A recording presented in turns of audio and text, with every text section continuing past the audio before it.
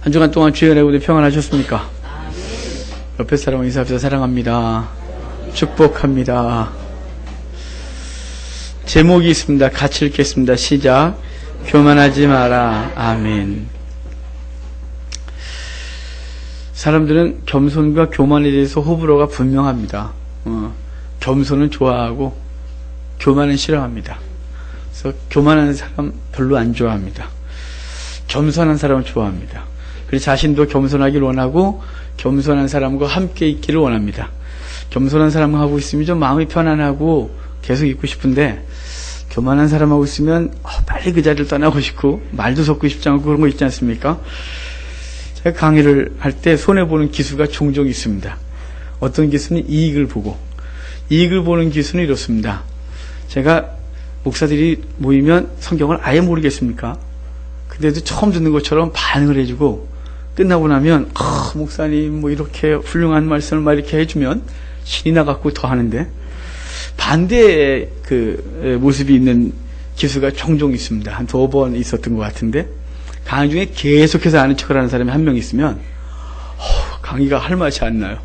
그냥 무슨 말만 하면 아는 척을 계속해서 분위기를 자꾸 깨요. 또 끝나면 반응도 별로 없고 그러면 그 기수는 하고 싶은 얘기가 별로 없어요. 생각도 잘 안 나고 빨리 끝내고 싶고 쉬는 시간 많이 갖고 예정보다 빨리 끝내고 그렇습니다. 그러니까 겸손하면 있는 것도 더 얻게 되고 교만하면 그 있는 것까지 다 뺏기는 것 같습니다. 겸손한 팀들은 생각하지 않았던 것보다 더 주고 싶은데 시간이 아껴올 정도로 막 하는데요. 교만한 사람이 한두 명 섞인 팀들은 그 팀 전체가 저한테 손해를 봐갖고 별로 하고 싶은 생각이 안 들 정도예요. 여러분도 그런 경험 있지 않습니까? 여러분이 무언가 누군가에게 말하고 있는데 자꾸 상대가 아는 척하고 네가 있는 곳은 내가 더 많이 알고 있어 막 이런 식으로 반응을 하면 말하고 싶은 생각이 싹 사라집니다. 그냥 정이 떨어지는 거죠. 그냥 말을 섞고 싶은 생각이 전혀 없는 거예요. 그래서 잠언서 29장 30절 이렇게 말합니다. 사람이 교만하면 낮아지게 되고 마음이 겸손하면 영예를 얻으리라 이렇게 말씀했습니다. 그런데 문제는 저와 여러분 모두가 남들은 교만한 거 잘 보는데 자신이 겸손한 줄 착각하고 있다는 사실입니다. 우리가 우리 스스로 교만한 걸 못 본다는 게 제일 큰 문제입니다. 오늘 말씀을 보면서 우리 자신 좀 들여다보고 우리 속에 있는 교만들을 보면서 그것들을 뽑아내고 하나님 원하시는 겸손한 사람으로 거듭나는 시간 되기를 바랍니다. 오늘 본문에서도 이 교만에 대해 말씀하고 있는데 이스라엘 사람들이 교만 때문에 이스라엘이 엄청난 심판을 받고 있음을 하나님의 진노 가운데 있음을 말씀해 주고 있습니다. 본문을 시작하면서 하나님은 예레미야에게 한 가지 행동을 요구하십니다. 자, 1절부터 5절 우리 이미 읽었지만 다시 한번 또 볼까요? 1절부터 5절까지입니다. 같이 읽겠습니다. 여호와께서 이와 같이 내게 이르시되 내 허리에 띠고 물에 적시지 말라 하시기로 내가 여호와의 말씀대로 띠를 사서 내 허리에 띠니라. 여호와의 말씀이 다시 내게 임하여 이르시되 너는 사서 내 허리에 띈 띠를 가지고 일어나 거기서 그것을 바위 틈에 감추라 하시기로 내가 여호와께서 내게 명령하신 대로 가서 그것을 유브라데 물가에 감추니라. 아멘. 하나님은 예레미야에게 한 가지 행동을 요구하십니다. 그것은 뱃띠를 사서 허리에 띠라고 하는 것입니다. 유대인들은 겉옷을 입은 후에 이렇게 철렁철렁하니까 그것을 이렇게 허리에 띠로 딱 단정하게 묶었습니다. 예레미야에게 띠를 사서 허리에 두르라는 건 예레미야가 평소에 띠를 안 한 사람이 아니고 띠를 하고 다녔을 것이고 이 띠는 뭔가 독특하고 가치 있고 남들이 보기에 화려한 띠를 띠고 좀 다니라고 하는 것이죠. 또 하나는 제사장이 두르던 띠도 뱃띠였습니다. 그러니까 주님께서 지금 예레미야에게 띠를 두르고 다니게 하셨는데 그 띠를 왜 두르고 다니게 하냐면 그 띠가 상징하는 바가 있기 때문에 그렇습니다. 그 띠가 상징하는 바를 11절에서 자세하게 설명해 줬어요. 자, 11절 같이 읽겠습니다. 여호와의 말씀이니라. 띠가 사람의 허리에 속함 같이 내가 이스라엘 온 집과 유다 온 집으로 내게 속하게 하여 그들로 내 백성이 되게 하며 내 이름과 명예와 영광이 되게 하려 하였으나 그들이 듣지 아니하였느니라. 아멘. 그렇습니다. 이 띠는 이스라엘을 상징하는 것이었습니다. 우리가 읽은 대로 첫째는 이스라엘 온 집과 유다 온 집이 하나님께 속하였다는 것을 알려주시는 거죠.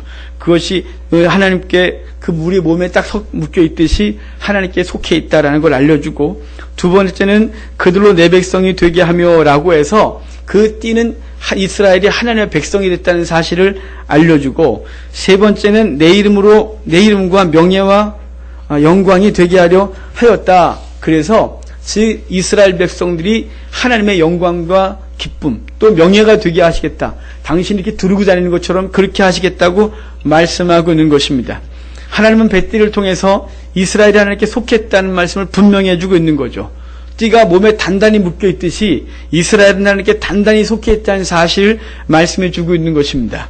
하나님이 아브라함을 처음 불러서 가나안 땅으로 인도하시고 아브라함과 그 후손들을 그 가나안 땅에서 낯선 땅에서 지켜주셨던 그 하나님이 그 백성들을 이집트에 430년 동안 거하게 하시는 동안도 절대로 놓지 아니하시고 단단히 붙들어 주셨고, 그리고 열재앙이 쏟아질 때에도 그 백성들은 붙들어 주셔서 재앙이 그들에게 미치지 않게 하셨습니다.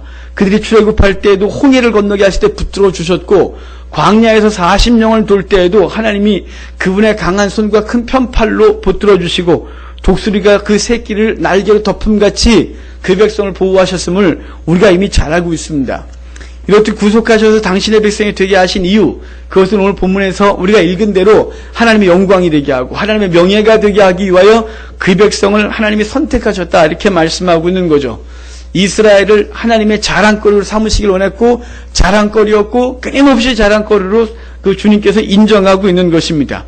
마치 어떤 경기에서 챔피언이 되고 챔피언 벨트를 허리에 차고 자랑하듯이 주님께서 당신의 백성을 가슴에 차고 자랑하고 다니는 거죠. 당신의 자랑거리예요. 사람들이 묻는 거죠. 예레미야 그 뭐야? 그럼 이거 훌륭하지, 되게 비싼 거야, 이런 것처럼 주님께서 당신의 백성들을 허리에 띠고 다니시겠다고 말씀하신 것이 그 띠가 상징하는 바였다, 이 말입니다.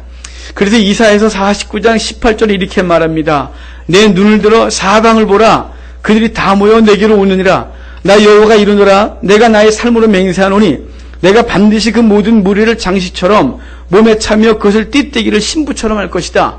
다시 말씀드릴까요? 그 백성을 장식물처럼 자기 몸에 달고 신부처럼 자기 몸에 띠띠우겠다, 이렇게 말씀해서 당신의 자랑거리로 당신이 반드시 붙들어줄 것으로 말씀하고 있는 거예요. 레기 20장 26절도 이렇게 말씀했습니다. 너희는 나에게 거룩할지어다. 이는 나 여호와가 거룩하고 내가 또 너희를 나의 소유로 삼으려고 너희를 만민 중에서 구별했다. 내 소유로 삼기 위해서 구별했다는 거예요. 내 소유로 삼고 내 자랑거리 되게 하기 위하여 그 백성을 건졌다, 이렇게 말씀하고 있는 거죠. 이 말씀 우리가 읽은 대로 11절의 본문 말씀대로 보면 이래요. 내가 이스라엘 온 집과 유다 온 집으로 내게 속하게 하여 그들로 내 백성이 되게 하며 내 이름과 명예와 영광이 되게 하려 하였다, 이렇게 말씀하고 있는 거죠. 지금도 똑같습니다. 이스라엘만 그렇게 삼으신 것이 아니라 주님께서 저와 여러분을 선택하실 때 당신의 소유 삼게 하시고 당신의 생명을 우리 가운데 주시고 우리를 주의 백성 만드시고 우리를 성공시켜서 하나님의 자랑거리 되게 하시는, 그래서 우리들의 입에서 주님을 찬송하게 하시는 그 목적을 가지고 우리를 선택했다는 사실은 과거나 지금이나 미래나 변함이 없다는 사실인 것입니다. 주님의 자랑, 우리인 것입니다. 이러한 하나님의 이러한 상징성을 가진 뱃띠를 지금 유브라데 강변에 갖다 묻으라고 말씀하고 있는 거예요. 유브라데 강가에 바위 틈에 그것을 꽂아놓고 오랍니다. 왜 지금 유브라데 강에다 그 가치 있는 것을, 그 존귀한 것을, 당신의 백성을 상징하고 당신의 자랑 삼으려는 것을 왜 유브라데 강변에 묻으라고만 하는 것일까요? 본문에서 두 가지 의미가 있습니다. 그것을 먼저 썩게 하기 위함이에요. 자, 7절을 좀 볼까요? 7절 같이 읽겠습니다. 내가 유브라데로 가서 띠를 가져오니 띠가 썩어서 쓸 수 없게 되었더라. 아멘. 당연한 것이죠. 이것이 화학섬유도 아니고 뱃띠입니다. 이 뱃띠를 물가에 담가놨으니 이것이 물이 찼다가 빠졌다가 이러면서 썩어버린 겁니다. 하나님은 지금 거기다 묻으라고 그러고 다시 건져오라고 말씀을 하는데 그것의 상태가 썩었다, 이 말이에요. 왜 그것을 썩게 한 것일까요? 그것은 이스라엘의 죄 때문이에요. 이스라엘의 죄로 인하여 하나님은 그것을 썩게 한 것이죠. 그 구체적인 죄는 뭐냐면 교만이라는 사실이에요. 이스라엘의 교만이라는 죄를 하나님이 썩게 하시는 거예요. 그 교만 때문에 이스라엘을 썩음을 당하게 하겠다고 주님이 말씀하고 있는 것입니다. 그것이 교만이라는 말씀을 오늘 9절에서 하고 있어요. 자, 9절도 함께 보겠습니다. 여호와께서 이와 같이 말씀하시니라. 내가 유다의 교만과 예루살렘의 큰 교만을 이같이 썩게 하리라. 아멘. 지금 유브라데에 묻은 걸 끄집어냈더니 그들이 썩었다 이렇게 말하잖아요. 그 유브라데 강에 그 묻어놓은 것을 썩게 하셨는데 그것이 먼저는 썩게 하는 거고, 또 하나는 유브라데에 묻으라고 하는 것은 그 백성들이 유브라데 강변으로 끌려갈 것을 얘기하고 있는 거예요. 유브라데 하루에 뭐가 있었냐면 바벨론 성읍이 딱 자리를 잡고 있었어요. 이스라엘 백성들의 교만이 일어나요. 그 교만 때문에 바벨론에 가서 그 바위틈에 낑기우고 그곳에서 썩게 되어지고 심판당할 것을 말씀하고 있는 것이 그 강변에 묻으라고 하신 두 번째 목적인 것이에요. 유브라데 강변까지 지금 이 예레미야가 가서 묻은 장소까지가 약 800km 정도 돼요. 바벨론 이 유브라데 하루에 있는 바벨론까지 더 먼 거리였어요.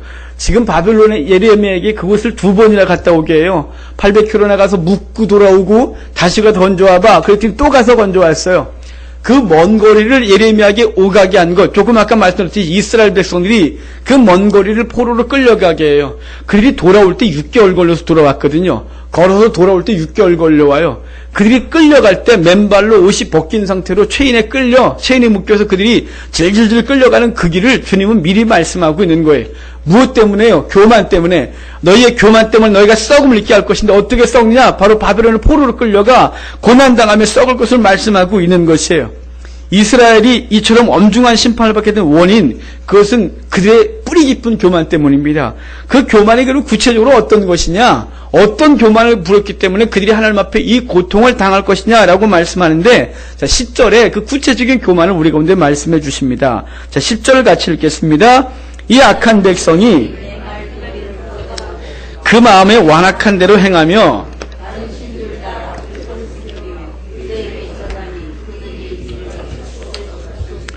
아멘.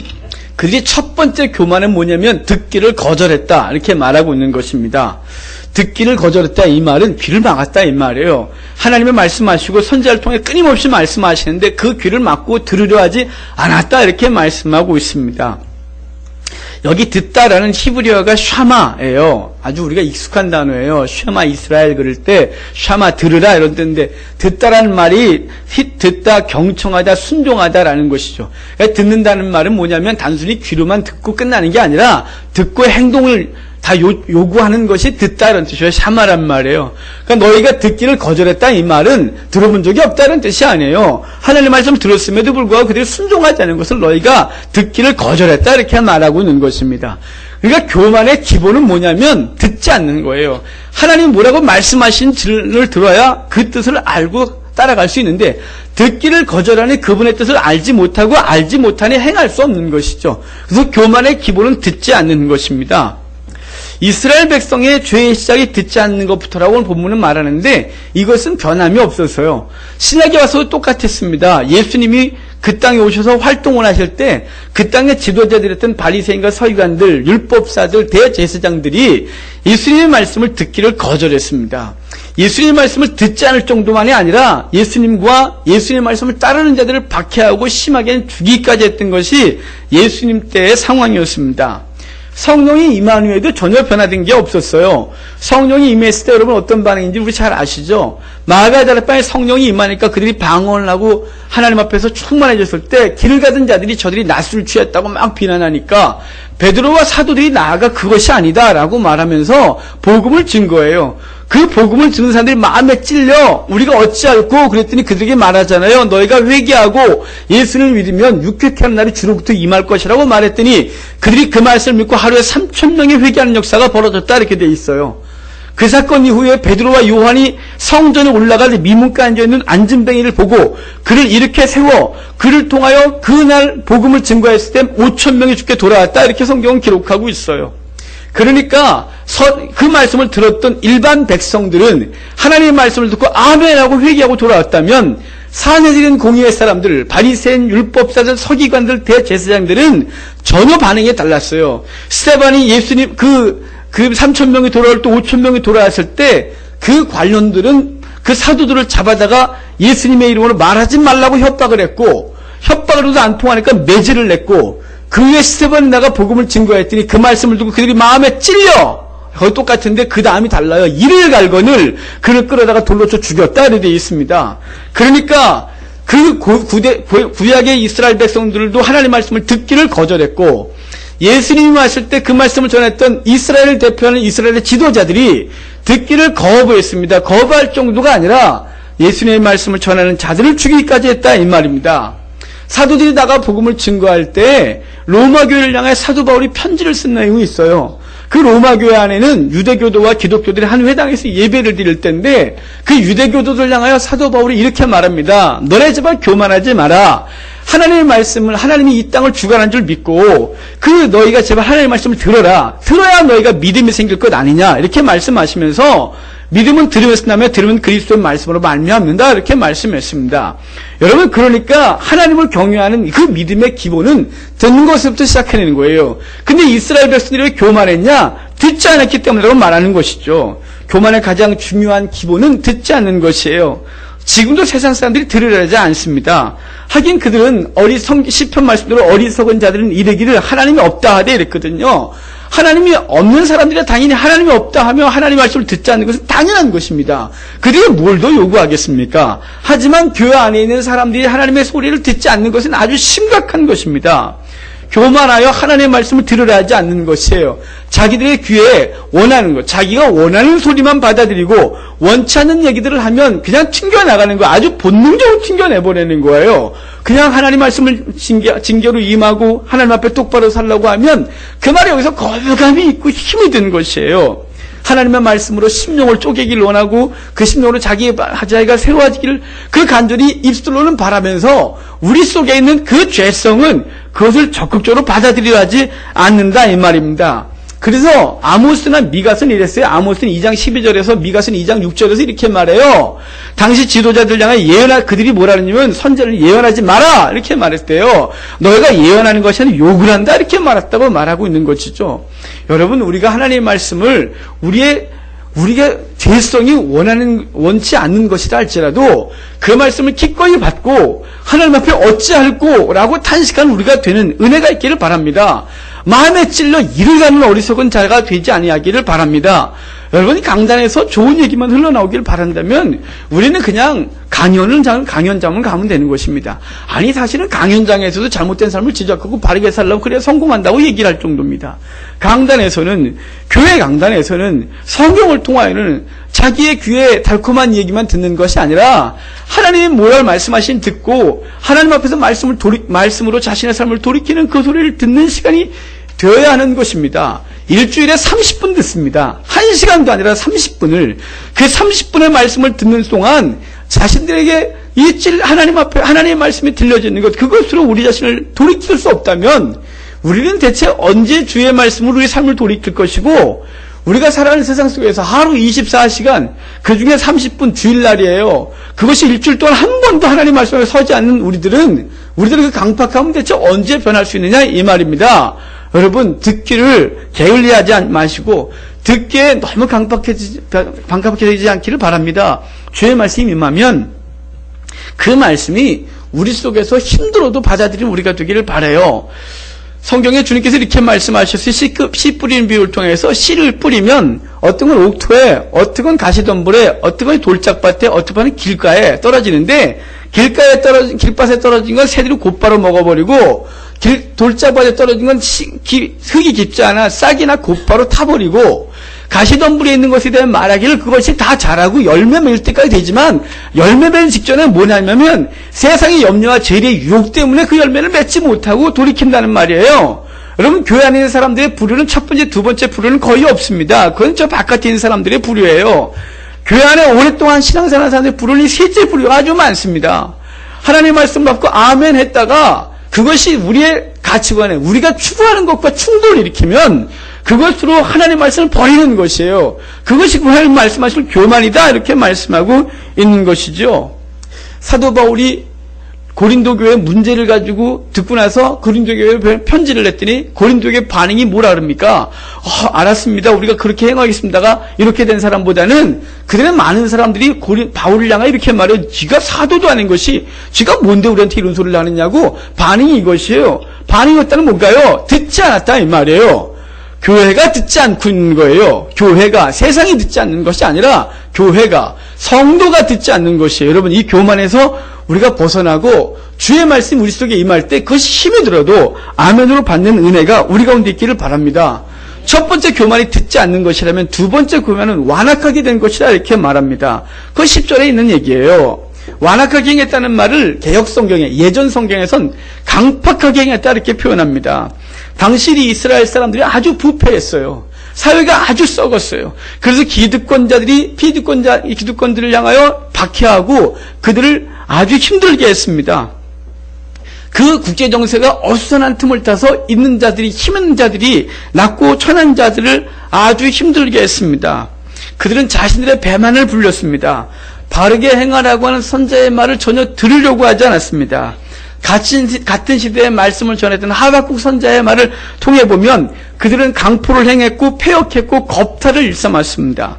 그들은 피로 자신들의 성을 쌓았습니다. 누군가를 짓밟고 올라가서 그곳에서 즐겼습니다. 누군가의 피를 흘리고 그 피값으로 얻은 그것을 가지고 그들은 마음껏 누리고 먹고 마시면서 그것을 즐겼습니다.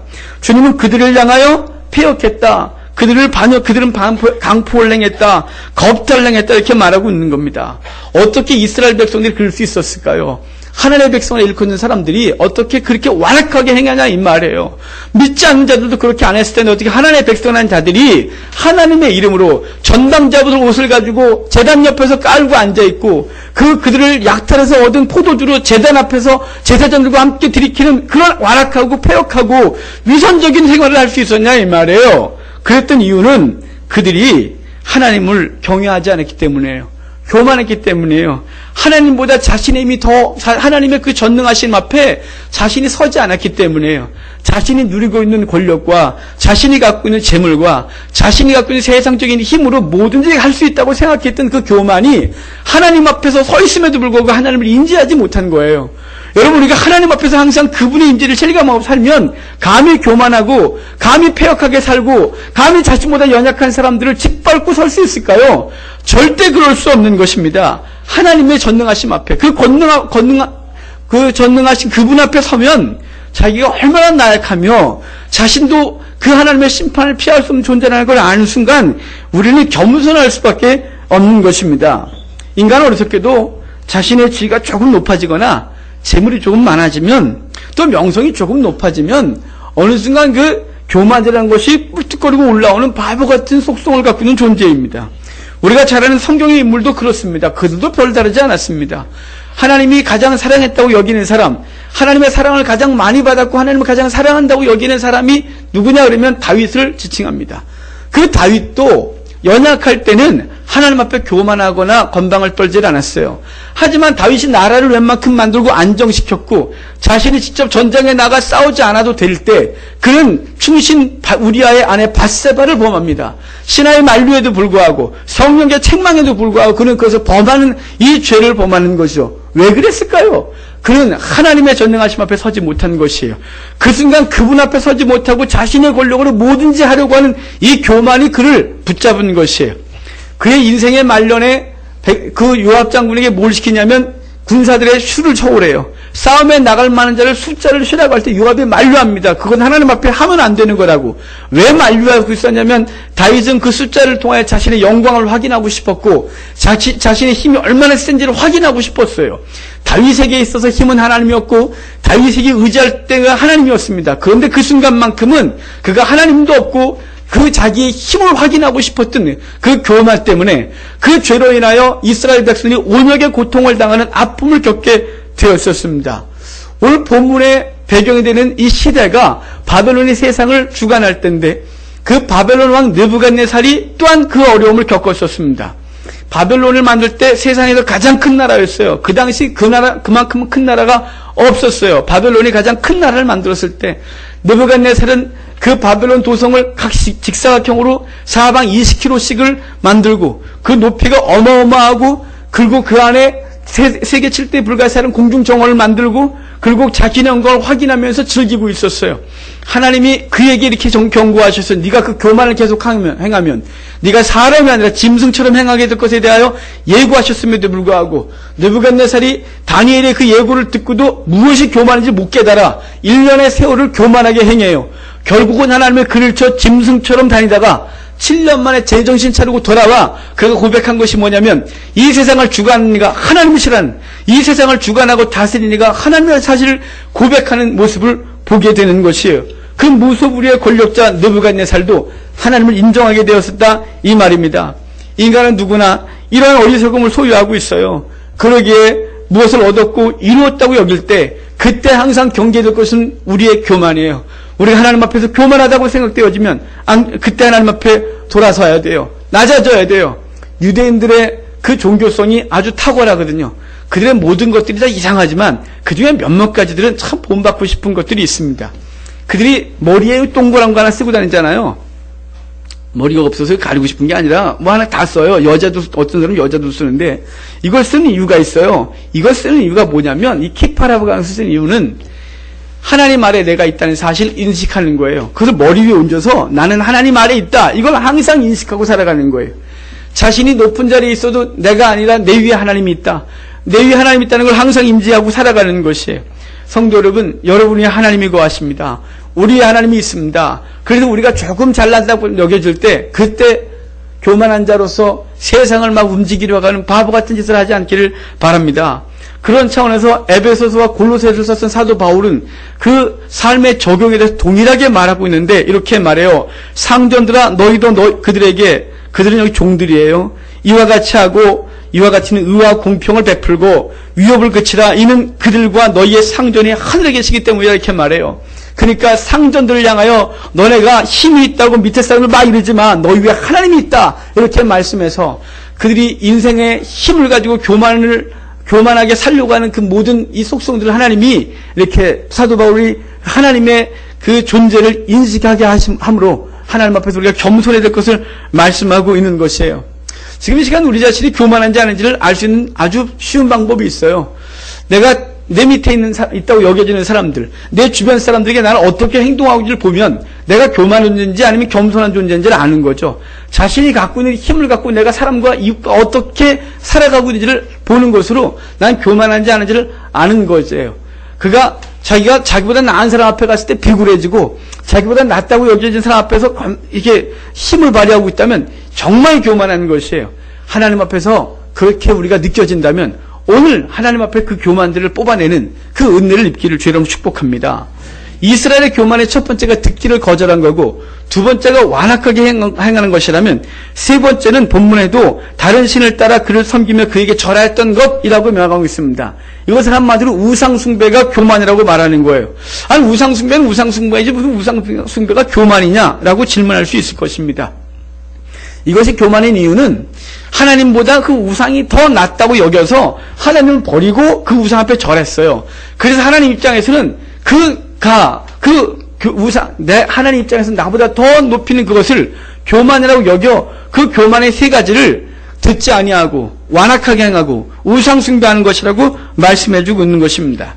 이스라엘 백성들이 당시에는 겉에 보이는 우상숭배를 하나도 행하지 않을 때예요. 하나도 행하지 않았어요. 그럼 겉보기에는 없었어요. 왜냐하면 요시아의 종교개혁으로 인해서 모든 우상숭배가 싹 사라졌어요. 제사장들 다 죽였고 우상신전을 다 불태웠어요.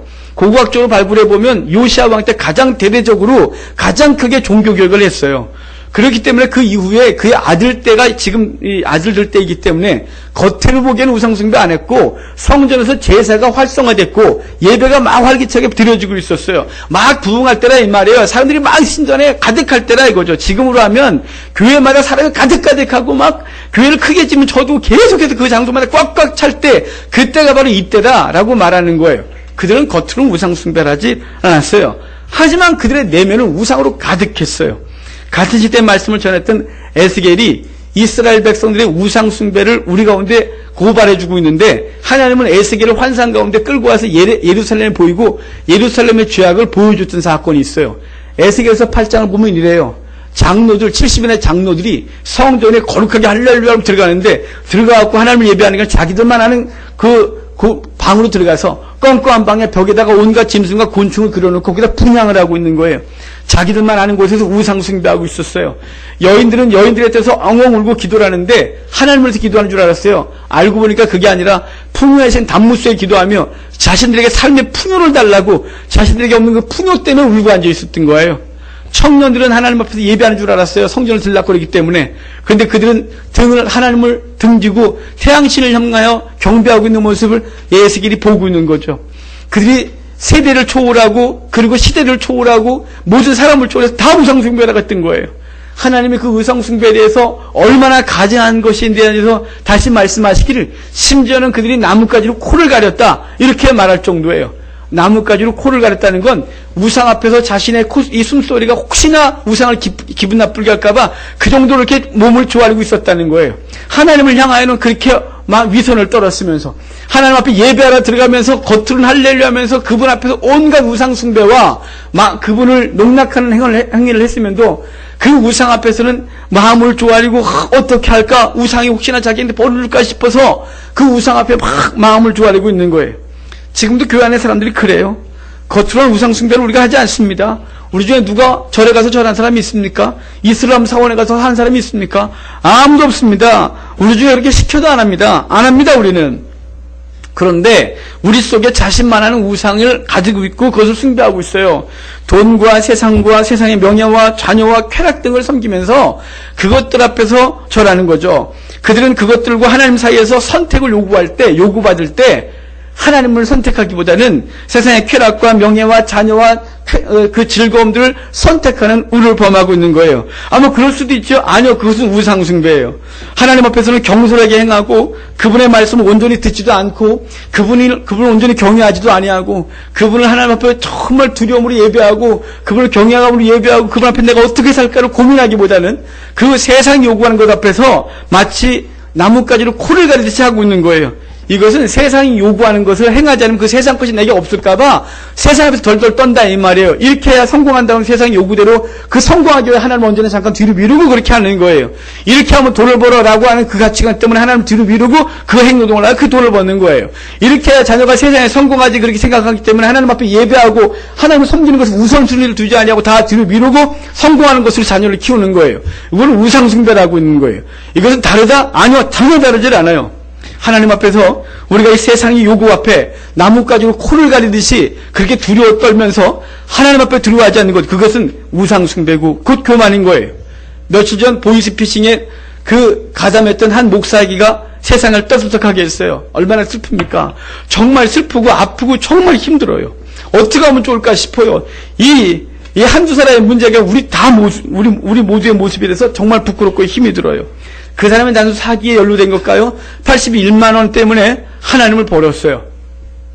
이유가 있죠. 교회에서 180만 원밖에 못 받았고, 그리고 자녀가 대학생인데 학비를 벌어야 되고, 빚이 2천만 원 정도 되는데 그것을 갚아야 되고, 그 정도면 괜찮지 않은 거 아닙니까? 180만 원 받고 자녀 대학 다니고 있고 자녀에서 학비 다 대출 나옵니다. 그리고 2천만 원을 빚입니까, 여러분? 그것 때문에 그 하나님을 버리고, 여러분 그 목사 속에 하나님을 얼마나 탄식했을까요? 하지 말라고 안 그랬을까요? 하지마!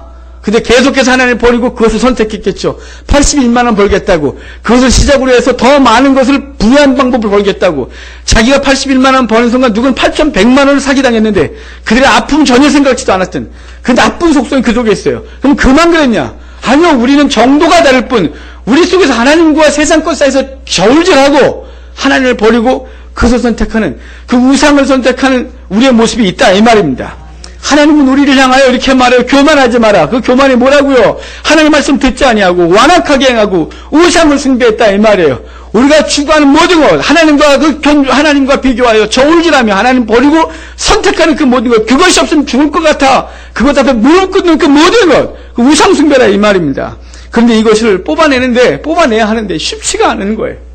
너무 어려워요. 왜일까요? 뿌리가 너무 깊어졌어요. 우리 속에 세속적 가치관을 너무 깊이 뿌려내렸어요. 하나님의 말씀으로 아닌 건 아니라고 삶을 살았으면 이것이 쉬웠을 텐데 그렇지 아니하고 세상 가치관으로 뿌리가 깊이 내려서 주의 말씀을 들을 땐 그렇게 해야지, 그게 옳지, 목사 당신 말이 옳아라고 하고 돌아서서는 여전히 살아가고 있는 우리의 모습은 뿌리를 깊이 내려 웬만큼 주변을 파헤쳤다고 나오질 않는다 이 말이에요. 그것이 초기였으면 뽑기 쉬웠을 거예요. 제가 부천에서 텃밭을 읽은 적이 있어요. 씨앗을 뿌려놓고 속 꿀 땐 되게 쉬워요. 요만큼 싹이 올랐을 때 막 뽑으면 막 뽑혀요. 힘도 하나도 안 들어요. 근데 그것이 웬만큼 자라는데 그걸 뽑으려고 그러면, 여름철 돼서 김을 맺려고 그러면 이것이 뿌리가 깊어서 뽑히질 않아요. 정말 힘들어요. 우리 속에 있는 그 뽑아내는 게 쉽지 않다는 사실을 잘 아셔야 돼요. 그래서 노력해야 되고 힘써야 되고 눈물을 흘려야 되고 기도해야 되고 갈등할 수밖에 없고, 세상 가치관 우리 가운데 밀려올 때마다 그것을 거부하는 힘든 시간들이 필요한 것이에요. 어느 날 뽑았다 싶었는데 또 있는 거 아십니까? 뿌리를 뚝 끊기고 뽑히잖아요. 그 남아있는 뿌리에서 때로는 새싹이 올라오는 놈이 있어요. 여러분, 우리 속에 이 교만은 뽑아진 것 같은데 어느 날 보면 다시 나요. 우리 속에 있는 죄성이 그러한 것입니다. 성도는 그래서 우리는 끊임없이 주의 말씀 앞에 서야 되고, 주의 책망 앞에 서야 되고, 우리 심령을 향해 어찌할고 고민해야 되는 것이죠. 이 마음이 사라지는 순간 우리는 교만이라는 놈이 확 잡아서 결국은 우리를 넘어뜨리는 이 아픔을 겪게 되는 것이에요. 힘들고 심판받을 수밖에 없다는 사실에 대하여 23절에서 우리 가운데 말씀해 주고 있습니다. 23절 같이 읽겠습니다. 굿수인이 그의 피부를, 표범이 그의 반점을 할 수 있을진데 악에 익숙한 너희도 선을 행할 수 있으리라. 굿수인은 아프리카 사람이에요. 흑인이에요. 흑인이 그 피부를 하얗게 할 수 있을까? 요즘 좀 하기도 합디다. 마이클 잭슨 같은 경우 하얗게 돼갖고 죽었으니. 여러분, 하여간 그 검은 피부를 가능하냐? 아니래요. 표범이 그 반점을 없앨 수 있냐? 아니래요. 그것을 만약에 없앨 수 있다면 너희의 죄를 뽑아낼 수 있으리라. 무슨 뜻일까요? 너는 죄가 너무 깊어. 그 죄가 너무 깊어. 잘 안 된다는 거예요. 요시아가 일평생을 거쳐서 종교교육을 했대요. 열심히 했대요. 그리고 겉은 깨끗하게 했어요. 근데 속살이 여전히 꺼먹고 얼룩얼룩하고 그 표범의 피를 갖고 있는 거예요. 겉은 육신의 삶은 거룩한 것 같은데 그냥 탈을 써갖고 종교적인 탈을 쓰고 있어서 이들은 죄가 없는 것 같은데 그들의 영혼은 여전히 굿수인의 피부와 표범의 반점을 갖고 있는 거예요. 우리는 어떠냐 이 말이에요. 우리가 예수 믿고 교회 나와 주 앞에 예배하면서 조금씩 하나님 앞에 서고 있어요. 그 피부를, 우리 속에 있는 죄의 검은 피부를 닦아내기 열심히 닦고 있고 그 표범의 반점을 없애려고 애를 쓰고 있어요. 여러분, 우리 인간의 힘이 되지 않아요. 하나님의 은혜가 필요한 것이죠. 여러분, 하나님께서 저와 여러분의 삶 속에서 깊이 개입하시고 그 죄악들을 끊어낼 수 있는 힘이 생겨나는 은혜가 있기를 바랍니다. 그분이 우리 속에서 탄식하고 안타까워하시는 그 성령이 우리 가운데 그것을 끊어내는 힘을 허락하여 주시고 세상 것에 대해서 아무것도 아니라는 사실을 눈뜨게 하시고 그리고 그래서 정말 가치 있는 것이 무엇인지 알게 하셔서 우리 속에 있는 교만의 죄악들, 하나님을 버리고 하나님을 떠나고 세상 것을 선택하고 우리들의 교만들이 하나님 앞에 떨어져 나가고 하나님의 백성을 온전히 거듭나는 우리가 되기를 주의 이름으로 축복합니다. 이 이스라엘 백성이 이러지 않았기 때문에 심판이 그들에게 있다고 말하는 거예요. 그 뱃대가 허리에서 풀려져 썩어진 것처럼 그들은 하나님 앞에서 떨어져 나가 심판받겠다고 말해요.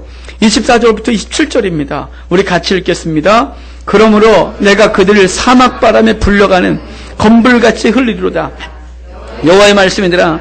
이는 내 몫이요 내가 헤아려 정하여 내게 준 분깃이니 내가 나를 잊어버리고 거짓을 신뢰하는 까닭이라. 그러므로 내가 내 치마를 내 얼굴에까지 들춰서 내 수치를 드러내리라. 내가 너의 간음과 사악한 소리와 들의 작은 산 위에서 내가 행한 음란과 은행과 가증한 것을 보았노라.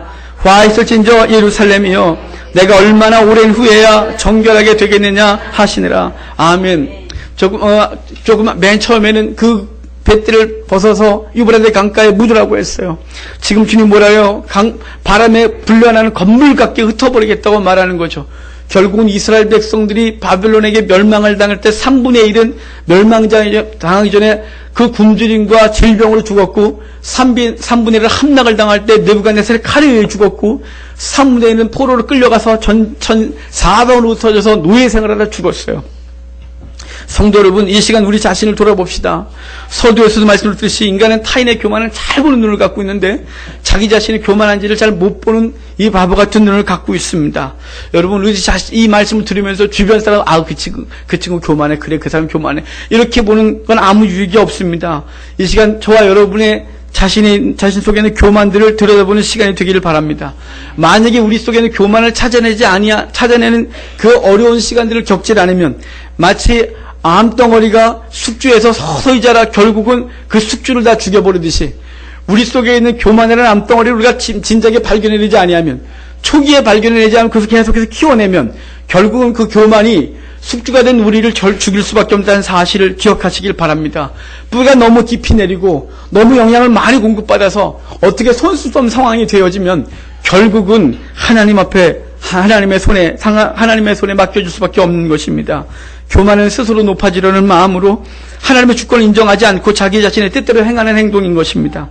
이 교만은 하나님처럼 높아지려고 하고, 그리고 하나님과 같이 노파지려는 사단의 계략으로 그 최초의 인간의 아담과 하와가 그 높아지려고 하는 사단의 계획 가운데 같이 덩달아 들어갔다가 결국은 모든 인류가 사망 가운데 들어가게 됐던 것입니다.